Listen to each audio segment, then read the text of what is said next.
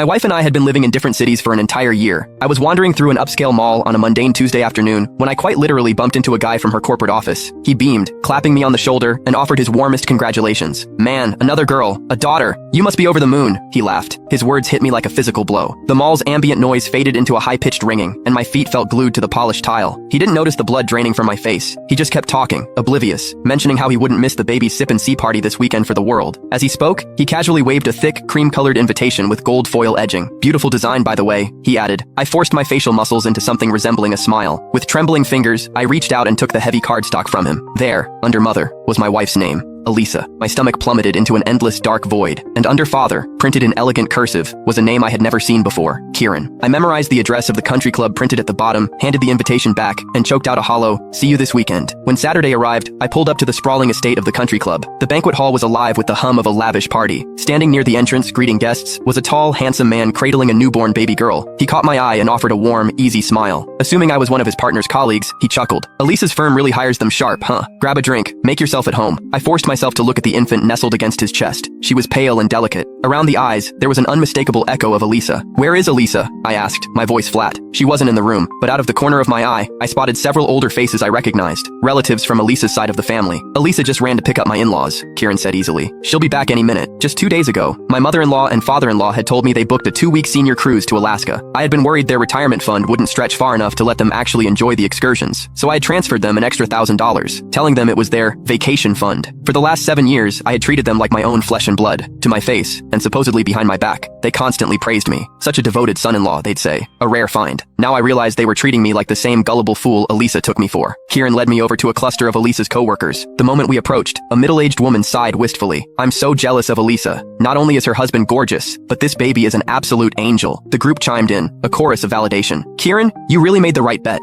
When you quit your job to be a stay-at-home dad, I was a little worried for you. It's been, what, 6 years? And you and Elisa are just as obsessed with each other as day one. Now you have this beautiful little proof of it. So happy for you." I had been married to Elisa for 7 years. She had been having an affair with Kieran for over 6. For 7 years, I believed we had the perfect modern marriage. She never lost her temper with me. She told me her take-home pay was around $3,000 a month, and she kept only a small allowance for her coffees and lunches, transferring the rest to our joint account. Every year, she insisted on putting her annual bonus into treasury bonds and mutual funds for our family's future. I had built up quite a nest egg for us, or so I thought. A year ago, she sat me down and pitched a relocation. A corporate assignment in Chicago, she said, that would bump her salary significantly. I agreed. "Elisa is a powerhouse," another coworker was gushing. "Top sales rep every year. Her base salary alone is crazy, and she's pulling in commissions hand over fist. Makes a killing and still treats her husband like a king. Women like that are 1 in a million." The salary she had been transferring to our joint account? That was just her base pay. All her massive commission checks had been funding this alternate life. Kieran beamed.